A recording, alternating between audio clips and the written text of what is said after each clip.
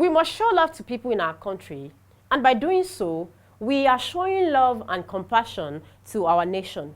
But even though you would want to show love, it can be difficult to do so because many characteristics can cause people not to promote national consciousness.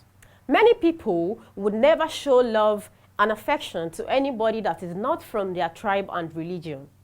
They would only favor or show tolerance to people they are familiar with. In fact, some don't have patience for people they don't like. Doing this doesn't promote national consciousness. Selfishness is also bad, but this isn't just from people, but the government too. Once people start showing that they must satisfy themselves even when others would get hurt, it would prevent any form of entity among people and there would be no national unity. And finally, when you begin to believe that their religion is better than others, there will be problems and national consciousness cannot be achieved.